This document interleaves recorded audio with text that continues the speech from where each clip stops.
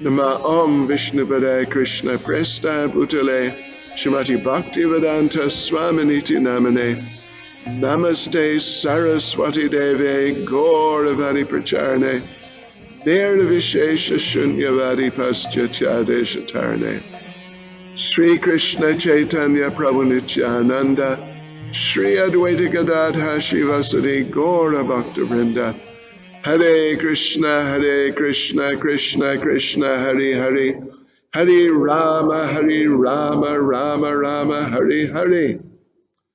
Vanchakapatarubhyascha kripa sindhubhya evacha, Paritanam pavanebhyo vaishnavebhyo namo namaha. Hare Krishna. So devotees, here we are in the beginning of the second chapter of Bhagavad Gita, titled Contents of the Gita Summarized. And we did explain on Friday how it has that title, how it's presenting so many different topics which are then going to be discussed at greater length as we go through the other chapters in Bhagavad Gita. So that's the nature of this second chapter. And we're in the first part, the first section,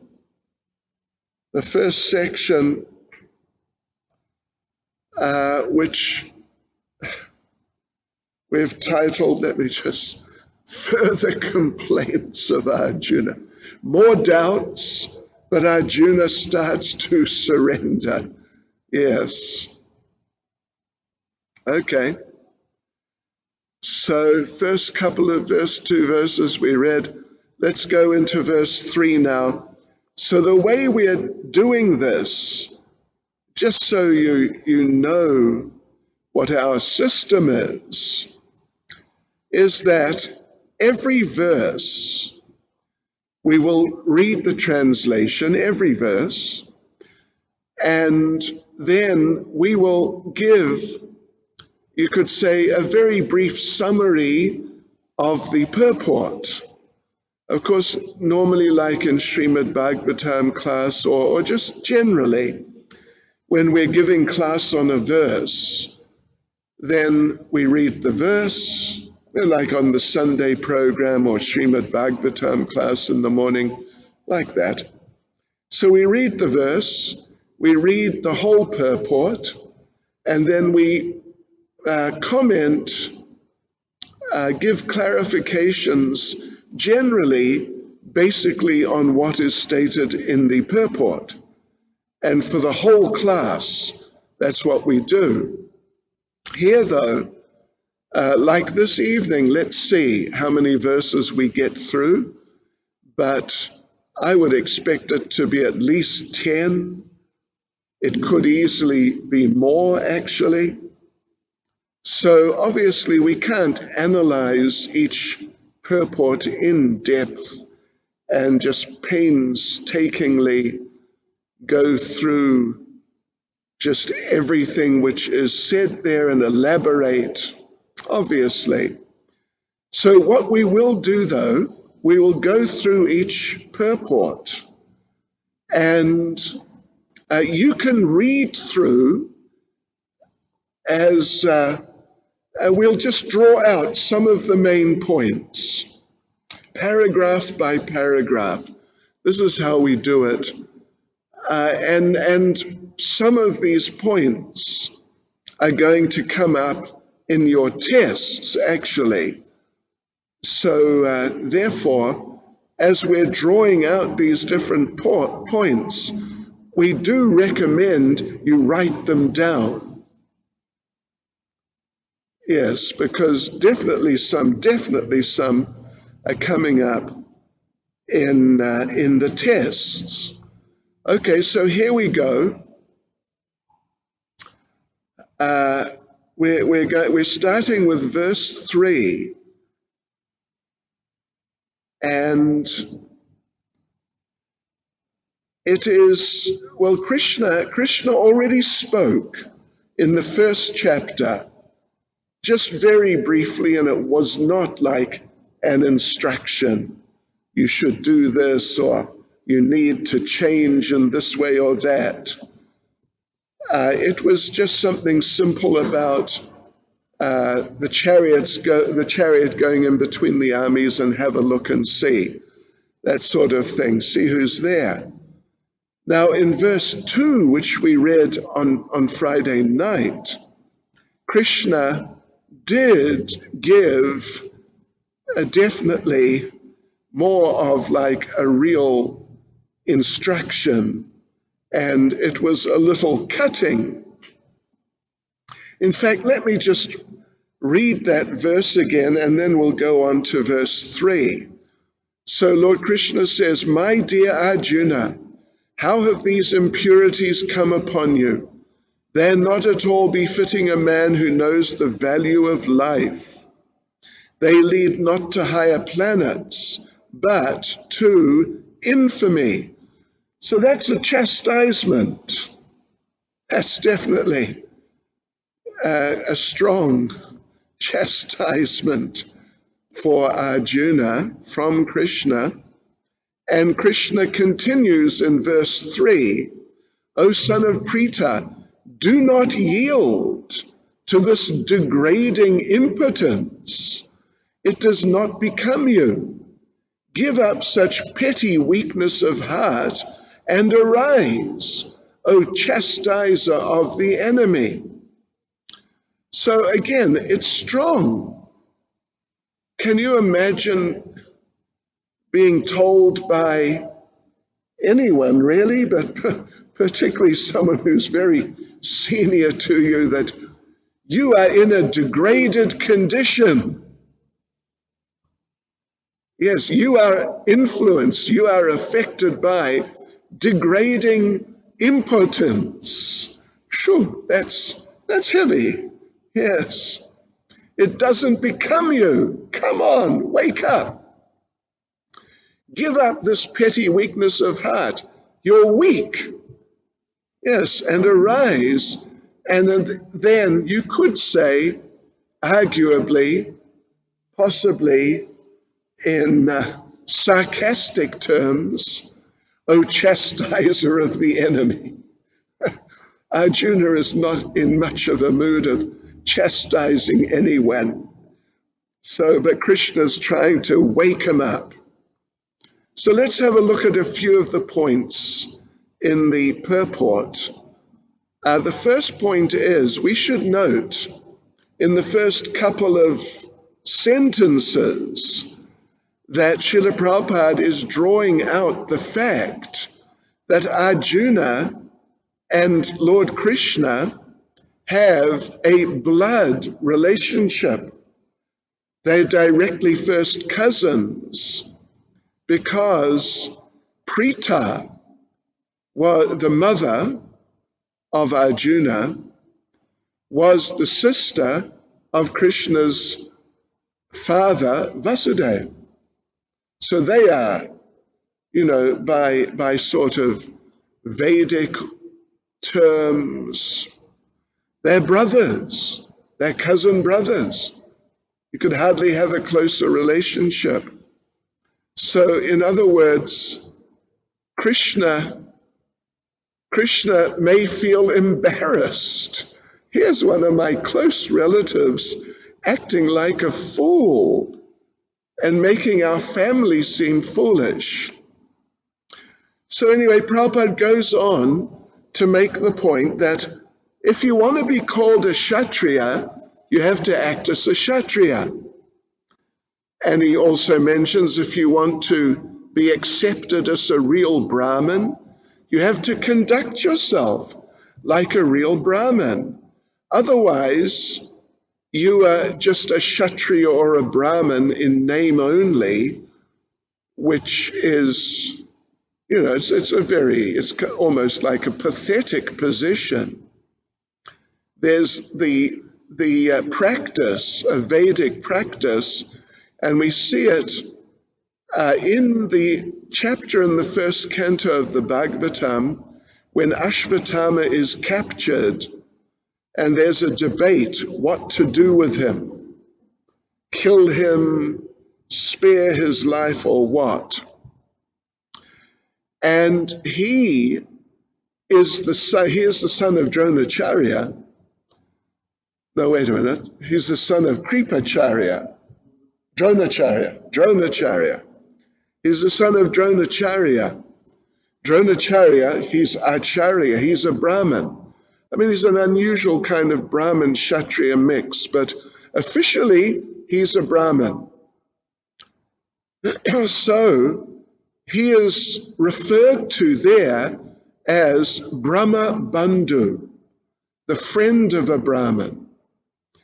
This is the terminology which is used often, at least back in those Vedic times, in this type of context, when someone is the son, is the member of a good family of, in that case, Brahmins, but now the person has degraded themselves. Then there's this practice of calling the person Brahma Bandhu, which means friend of a Brahmin, or Kshatriya Bandhu, friend of a Kshatriya. And effectively, it's like an insult, actually. So Krishna didn't want that. And it really, we're going through the purport. I hope you're just sort of looking your way through. Don't wait for me. Just have a look through, see the points that are made. It didn't fit the usual character of Arjuna. He was a brave man, extremely brave, extremely powerful. Therefore, amongst the warriors on his side on the battlefield, Duryodhana and the leaders on the other side, they were practically more afraid of Arjuna than anyone else. So this weakness is just so out of character and so unbecoming for Arjuna.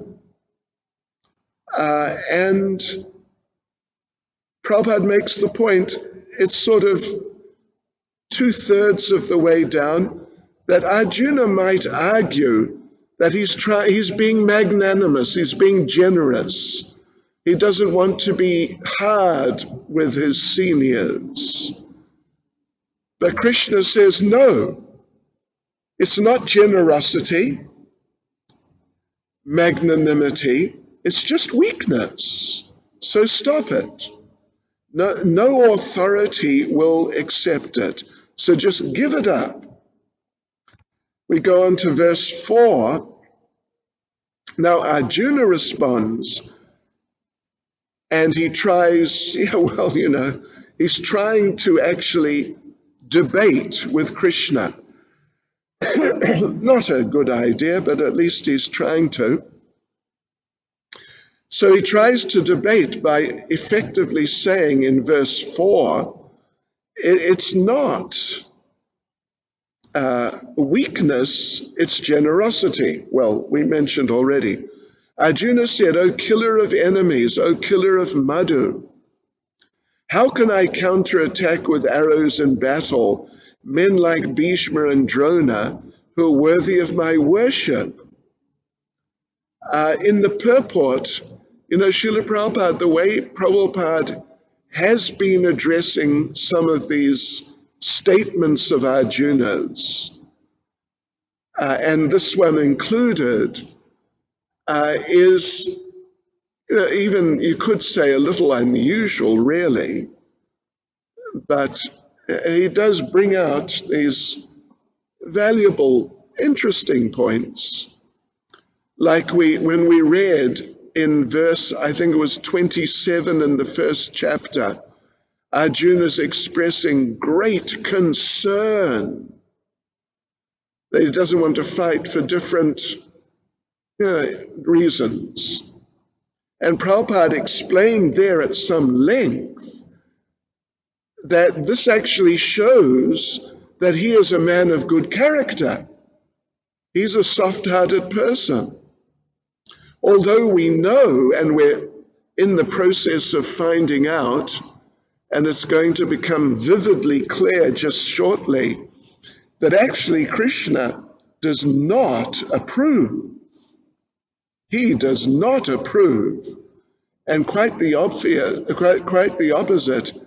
He chastises and he becomes sarcastic with Arjuna for expressing himself in these types of ways. So anyway, in the purport, Prabhupada makes the point, just expanding from Arjuna's point of view, that Bhishma and Drona, they're superiors, they're always worshipable. Even if they attack, we shouldn't counterattack them. Seniors should not be offered even a verbal fight, should just accept, never be harshly treated. So it's how, and Prabhupada, on behalf of Arjuna, hypothetically asks, would Krishna ever attack his own grandfather, Ugrasena, or his teacher, Sandipani Muni? At least these are the arguments. These are the arguments which Arjuna is trying to present. Although, for example, in regard to the respectableness of Bhishma and Drona specifically, it's already been pointed out in the first chapter that they are aggressors. What to speak of not really being truly respectable? They're aggressors who should be killed. So therefore, Arjuna, even though he's well-intentioned, soft-hearted, but he's really got the wrong idea. Srila Prabhupada makes a comment in a class on one of these verses. Just listen to this. And Arjuna addresses Krishna, Madhusudana, or the killer of the demon Madhu. Yes, you're addressing me as a chastiser of the enemy, but do you think my grandfather, my teacher, are my enemies? This is Prabhupada's presenting as Arjuna. You're calling me chastiser of the enemies, but are you saying these people, my grandfather Bhishma and Dronacharya, are they my enemies? You killed the demon Madhu, therefore your name is Madhusudana, but you're asking me to kill my grandfather and teacher. That is the hint. It is all right that your name is Madhusudana. You killed one demon whose name was Madhu. Sudana means killer. But you are asking me, Bhishma Sudana. Bhishma is my grandfather, and Drona Sudana. So how can I be that? He's trying his best. Arjuna, he is trying. So we go on to verse 5. Now, as we did mention on Friday, that, and it's there in the sort of the little title we've given to this section, Arjuna's further doubts. So from verse 5, which we're about to read right now, through basically all the verses till 9, Arjuna is basically repeating the same doubts. So number 5, he repeats the doubt about being fearful of sinful reactions, which was there. There was a few verses in the first chapter which was all about how it'll be sinful to kill these people. So again, Arjuna says, verse 5, it would be better to live in this world by begging than to live at the cost of the lives of great souls who are my teachers. Even though desiring worldly gain, they are superiors.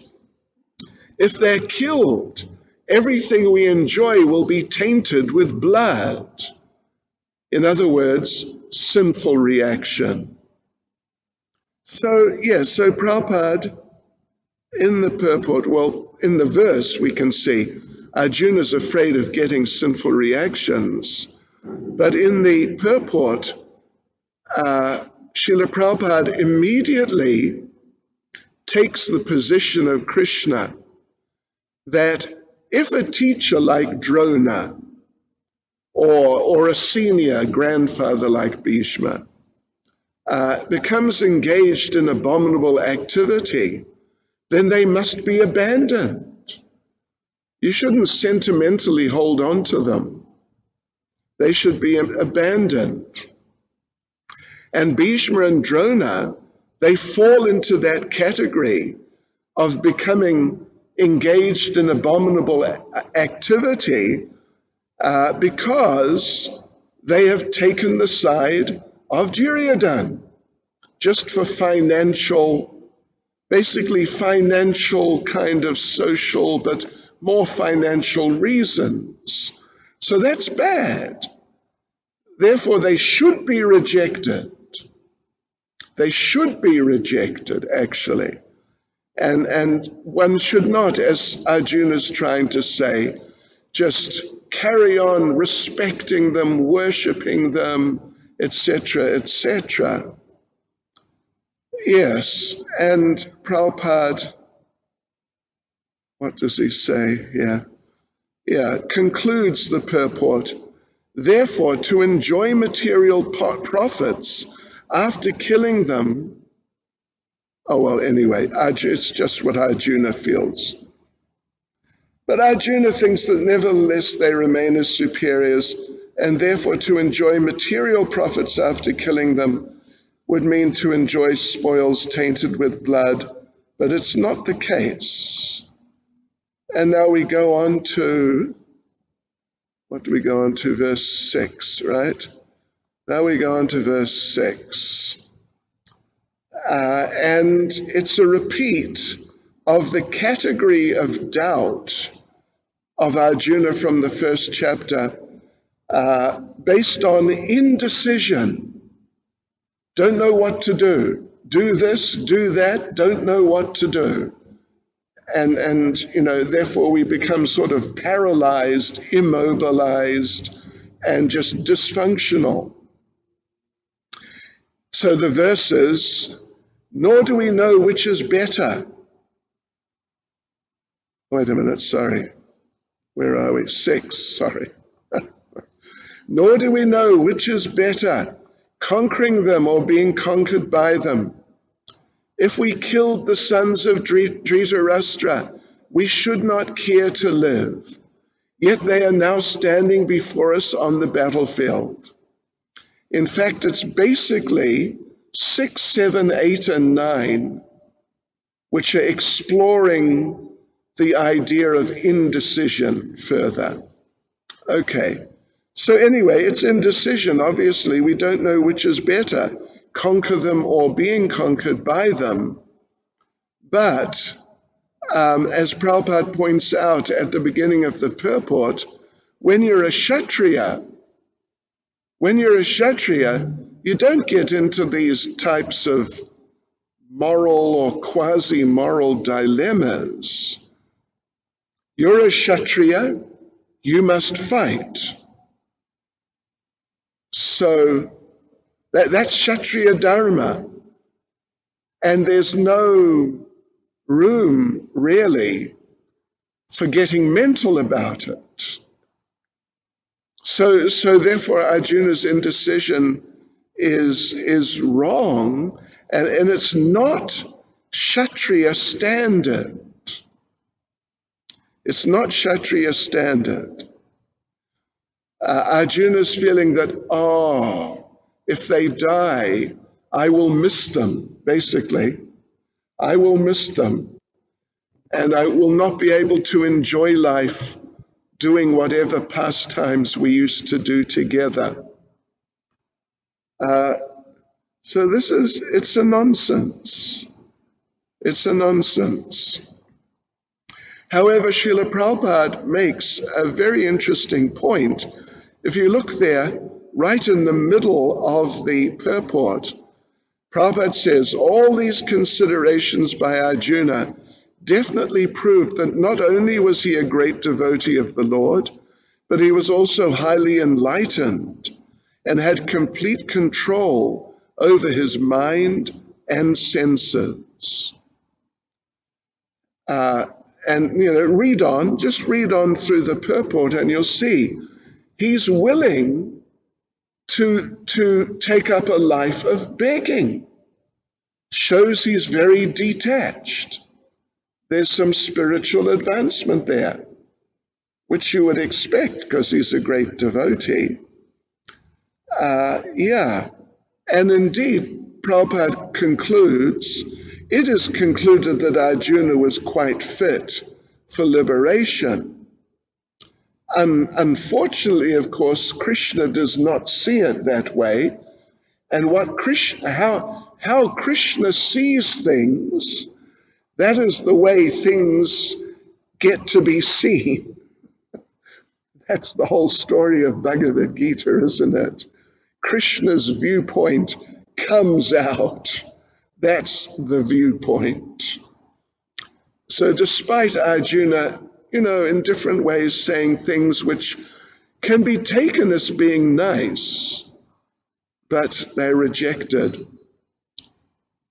Srila Prabhupada, here's another little excerpt from a class by Prabhupada.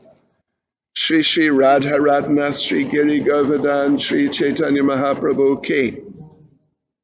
So here's another excerpt from a class by Prabhupada. Arjuna is perplexed whether he should continue with this battle. There's a proverb in Bengal, when you're perplexed whether I shall eat or not eat, better not eat. Sometimes we come to this point, I am not very hungry, whether I shall eat or not eat. The best course is to not eat. But if you eat, then you can eat in the month of December. Why? Bengal has a tropical climate, and when it's winter, it is advised that if you eat, it is not so harmful because it will be digested. The night is very long, it's the cold season, the digestive power is nice. But when we're confused to do or not to do, then you think, shall I go or not? Better don't go. But when it is a question of answering the call of nature, you must go. This is common sense. Similarly, Arjuna was perplexed whether, shall I fight or shall I not fight? So next verse, and this is actually a famous verse, and it's really an important verse.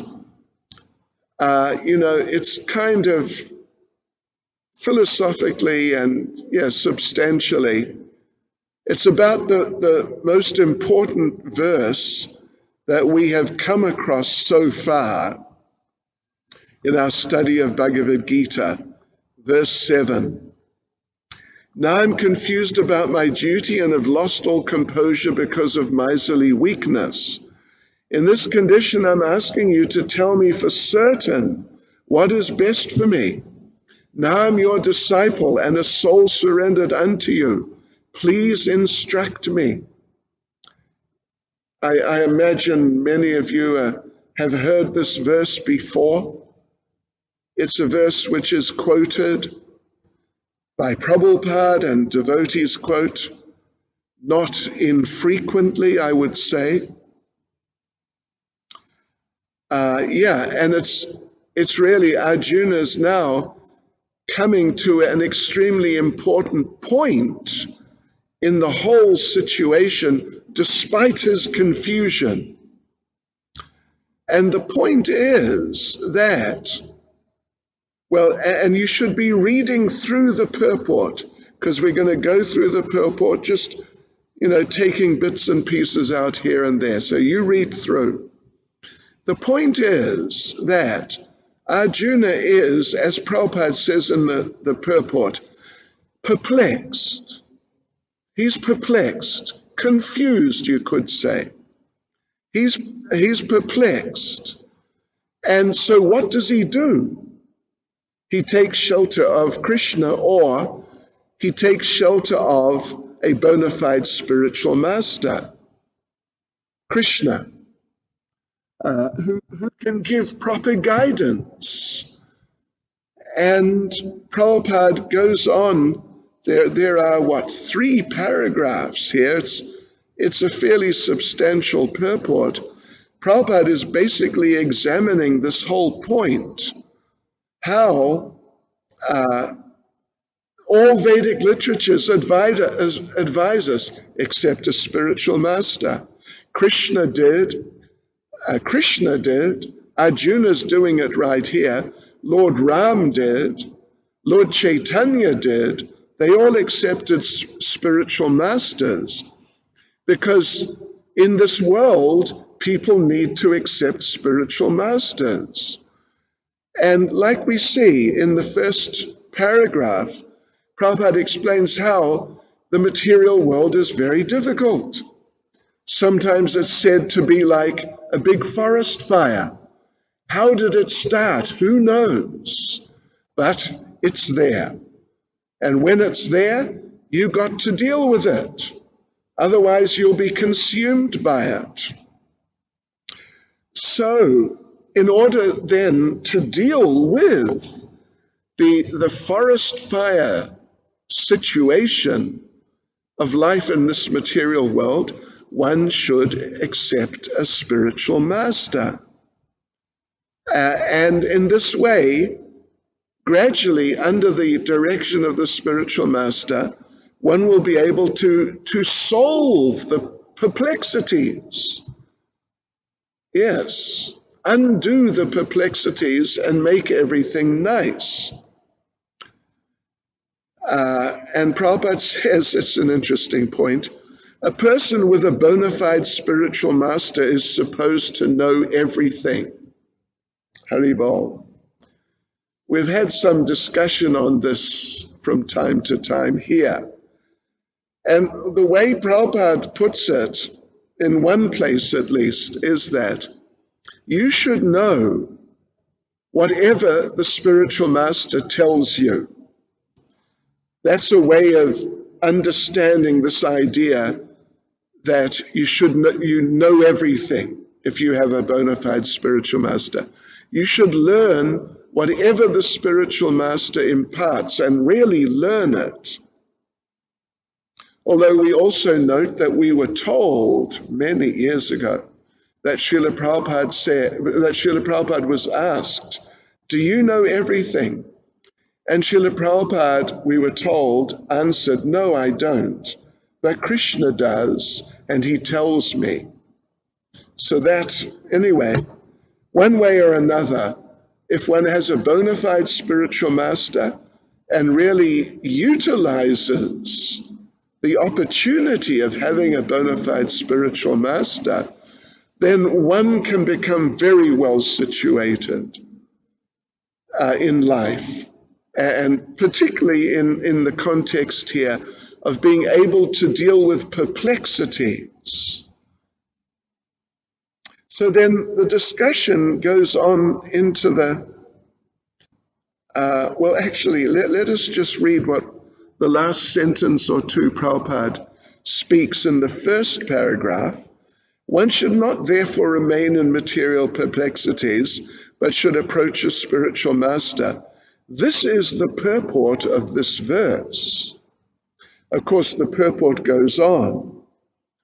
So the second paragraph is discussing who is the person who's in perplexity then? What sort of person? And citing, Prabhupada answers the question briefly. It is he who does not understand the problems of life. And then he quotes Brihad Aranyaka Upanishad, which elaborates further that miserly person, a Kripana, in the Sanskrit there from Brihad Aranyaka Upanishad, you'll see that person's described as Kripana, which means miser, a person who doesn't solve the problems of life, birth, death, old age, and disease, as a human, is a miser. And basically their life is wasted. Human form of life is such an asset. There's nothing else like it at all. And if you waste it, what a waste. It's a disaster. The Brahmins, they don't waste it. So then in the third and final paragraph, Prabhupada discusses, first of all, how the Kripanas, the miserly people who will not use the human form of life properly for solving the perplexities of life, how they waste their time in just family, society, love, friendship, all of that. What Prabhupada calls the skin disease. They think their family will save them from the problems of life. So Prabhupada goes on to explain that Arjuna was actually thinking like that. So he is in that category. He's in that foolish, miserly category of perplexed person who doesn't know how to solve the great problems of life. But there's a very important positive point in regards to Arjuna, that even though Arjuna is in that condition and he has exposed himself to be like that, in very embarrassing ways, but at least he wants a real solution. Therefore, he's approaching a spiritual master, Lord Krishna. And Prabhupada sums up at the end of the purport how Arjuna understands the Bhagavad Gita as stated in the Gita itself. And yet foolish mundane scholars explain that one need not submit to Krishna as a person, but to the quote-unquote unborn within Krishna. There's no difference between Krishna's within and without. And one who has no sense of this understanding is the greatest fool in trying to understand Bhagavad Gita. Anyway, I mean, it's slightly different point to what we've been discussing. But for us, we can take it. Talks between the master and the disciple are serious, and now Arjuna wants to talk very seriously before the recognized spiritual master, Krishna. And we go on to 8. Arjuna, of course, has surrendered here in verse 7, but he hasn't quite, what would you say, realized the fruits of that surrender. He's still perplexed. He's surrendered in principle. He's ready, but his consciousness has not really changed yet. So he says, I can find no means to drive away this grief, which is drying up my senses. I'll not be able to dispel it, even if I win a prosperous, unrivaled kingdom on earth, with sovereignty like that of the demigods in heaven. It's another one of these long paragraphs. So Prabhupada explains that yes, and it's such an important point. Arjuna's made a number of arguments, suggestions, and things he feels he can do to solve what he sees as being the problem. But even though he's got all these ideas, we can do this, we can do that, we can protect the family traditions and whatever else, avoid sinful reaction. But still, he's perplexed. So his ideas have not solved his problem of perplexity. And so he can't solve his problems without the help of his spiritual master, Krishna. Only a spiritual master can help with these things. So now we need a spiritual master like Lord Krishna, not just some academic, because academic knowledge, etc., they're useless in solving the problems of life. So therefore the conclusion is that a spiritual master who's 100% Krishna conscious is the bona fide spiritual master. He can help you solve the problems. And then Prabhupada quotes Lord Chaitanya, Kiba vipra kiba nyasi shudra kene noi, ye Krishna tattva veta se guru hoy. It doesn't matter who the person is from the social point of view, from point of view of upbringing or background or these considerations, whether the person is a Brahmin, a sannyasi, or a Sudra, even a Sudra, but if they know the science of Krishna, they can be accepted as a guru, whereas the next verse, which is quoted, that a scholarly Brahmin, expert in all subjects of Vedic knowledge, is unfit to become a spiritual master without being a Vaishnav or expert in the science of Krishna consciousness. But a person born in a family of a lower caste can become a spiritual master if he's a Vaishnav or Krishna conscious. So Prabhupada, for the rest of the purport, is basically exploring the point, like the next paragraph, second paragraph. Please read on.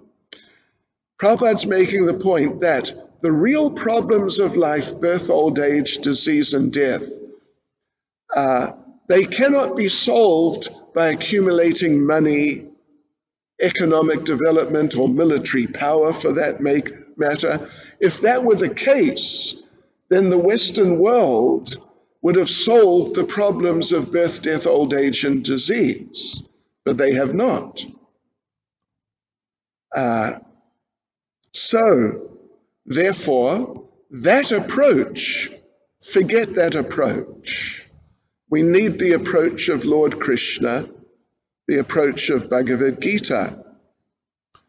And then Prabhupada, in the next paragraph, Prabhupada makes the point that if economic development and material comfort could effectively drive away lamentation, then Arjuna would not have said that I don't want an unrivaled kingdom. I don't want an unrivaled kingdom. He's already said it a couple of times.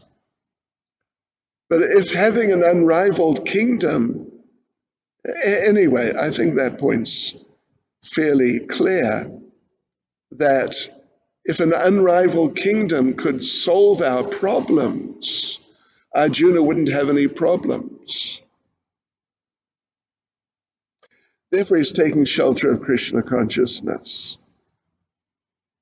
And then Prabhupada summarizes at the end, therefore, if we want to curb lamentation for good, then we have to take shelter of Krishna as Arjuna is seeking to do. So Arjuna asked Krishna to solve his problem definitely, and that is the way of Krishna consciousness.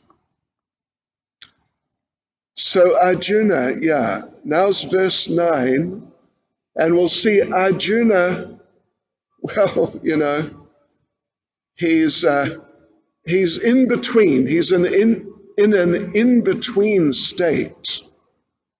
At heart, he knows what is right, and he's surrendered to Krishna, but he hasn't really put it into effect yet. Krishna hasn't really instructed him much also, just a few words.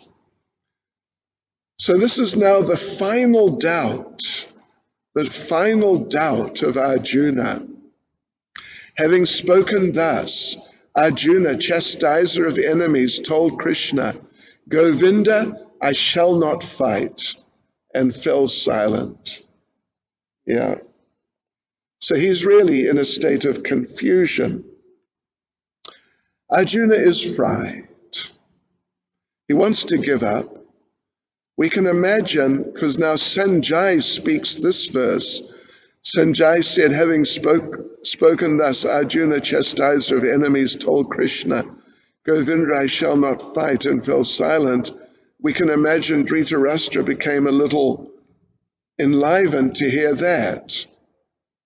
But Sanjay, as usual, he's very clever. He refers to Arjuna as Parantapa, which means chastiser of enemies.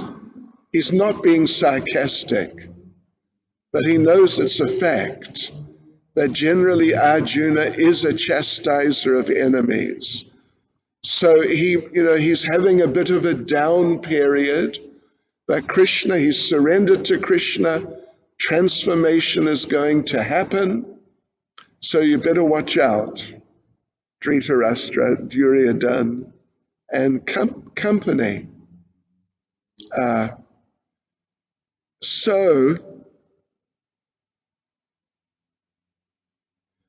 Prabhupada makes the point nicely in the purport.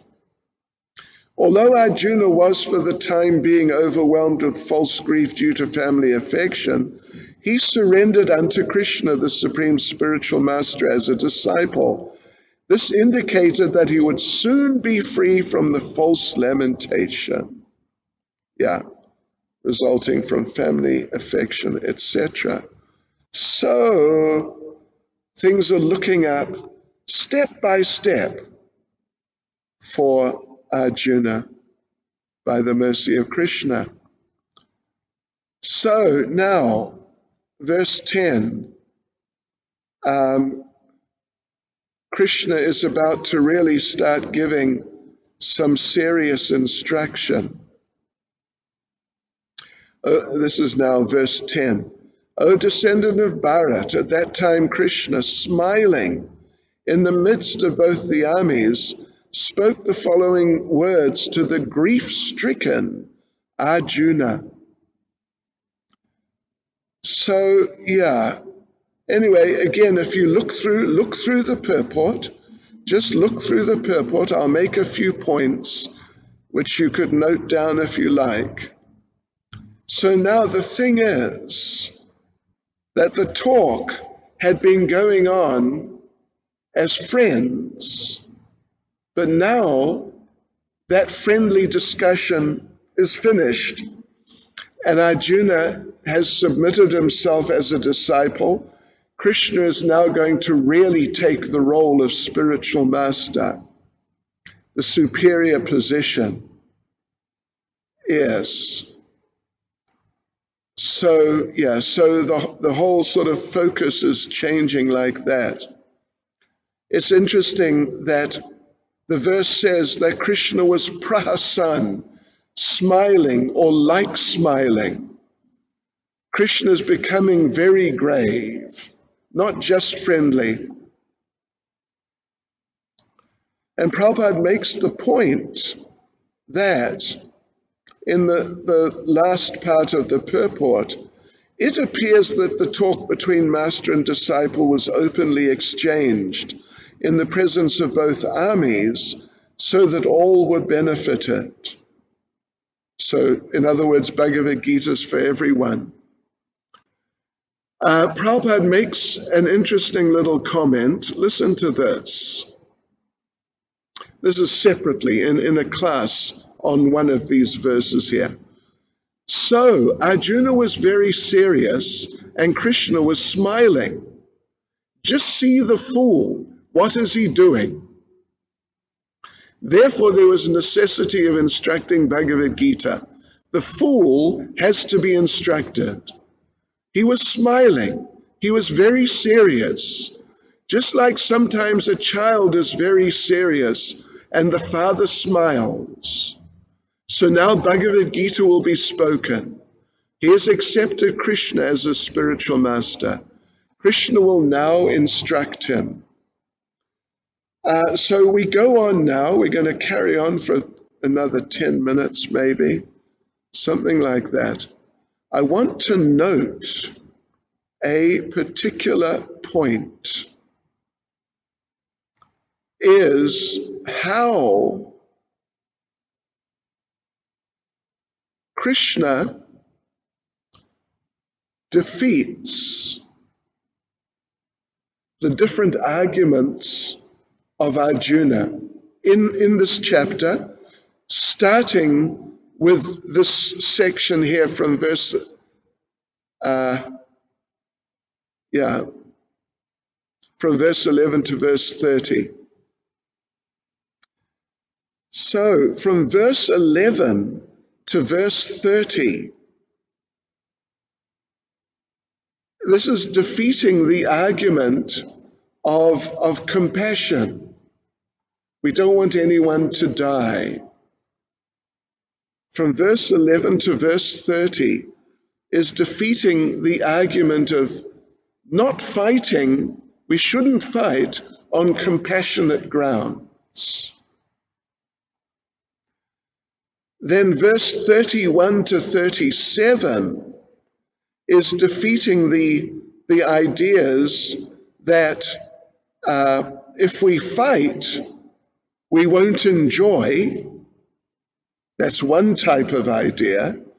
And if we fight, we will get sinful reactions.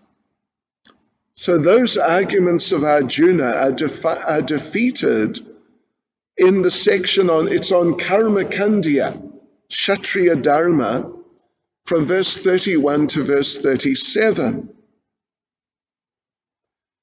And then from verse 38 to verse 53, Krishna defeats the arguments that we should not fight, because if we do fight, we'll get sinful reactions. Yes. So like this, Krishna defeats the specific arguments that Arjuna has presented. So now let's go into section B here, the second part of the second chapter, which is titled Jnana, Fight. There's no death for the soul, and it goes from verse 11 to verse 30. Let me just inform you how this section B is divided into subsections. It's important.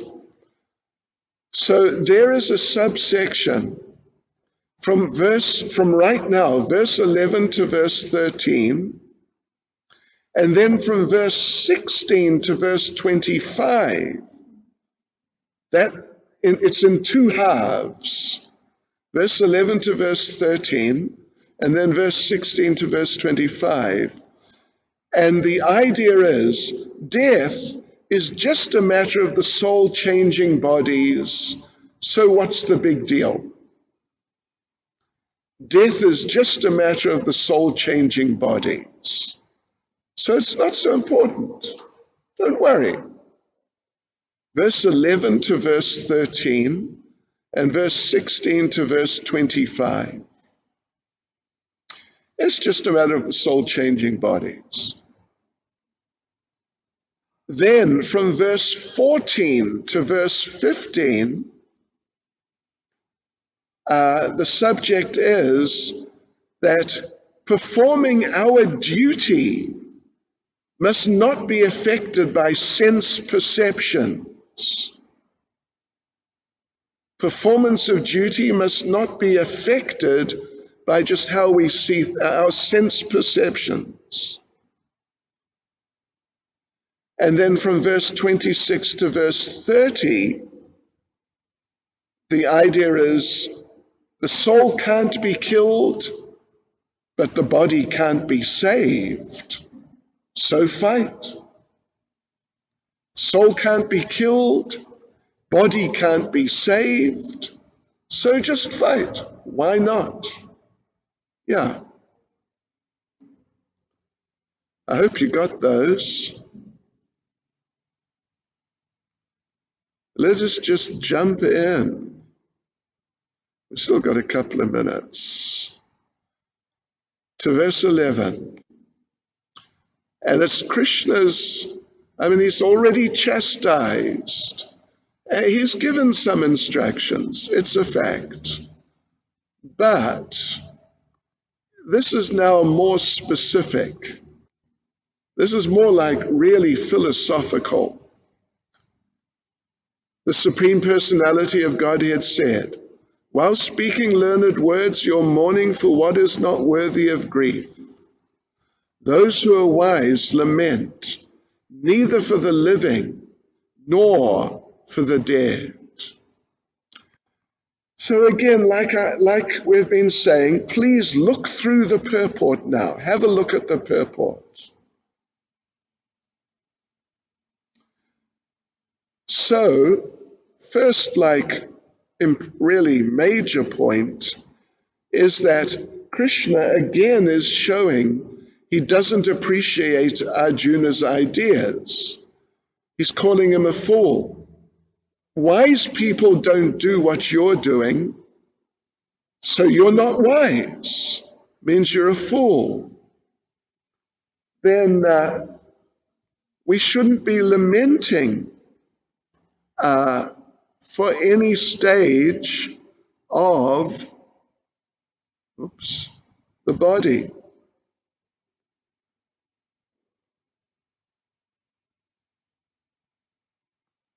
We shouldn't lament for any stage of the body in the living or dead condition. Arjuna, Prabhupada makes the point, Arjuna has been arguing for material religious principles. Things like that. But now Krishna is going to talk about spiritual principles. Krishna is going to talk about knowledge of matter, the soul and the supreme. And as Prabhupada says, the body is born and is destined to be vanquished today or tomorrow. Therefore, the body is not as important as the soul. One who knows this is actually learned, and for him, there's no cause for lamentation, regardless of the condition of the material body. So that's a little introduction there to this section, very important section, from verse 11 to verse 30, clarifying, explaining what is the soul and what is not the soul. Let me just read the last little comment Prabhupada makes from a class on verse 11. Similarly, Krishna, just after taking the position of the spiritual master, is designating Arjuna as a total fool. Chaitanya Mahaprabhu also said, my spiritual master found me a great fool. Was Chaitanya Mahaprabhu a fool? Is it possible that anyone can become the spiritual master of Chaitanya Mahaprabhu? Both are impossible. Both are impossible.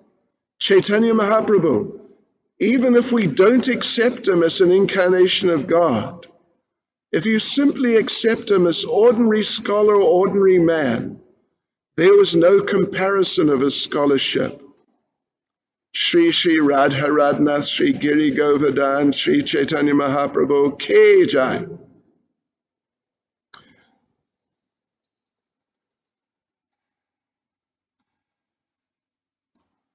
Just stick with me for another minute, maximum 2.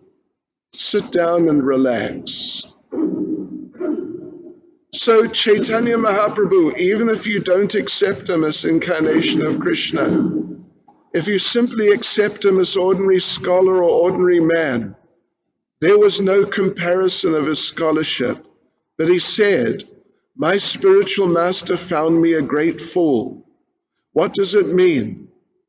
A person, even in my position, always remains a fool before his spiritual master. That is good for him. Nobody should impose upon the spiritual master that, what do you know? I know better than you. So yes, so Lord Chaitanya, he said like that, my Guru Mora Murkadeki Karilashasan. My spiritual master found me a great fool. What does that mean? It means that a person, even in the position of Lord Chaitanya, always remains a fool before his spiritual master. That is good for him. Hare Krishna. Srila Prabhupada Ki Jai.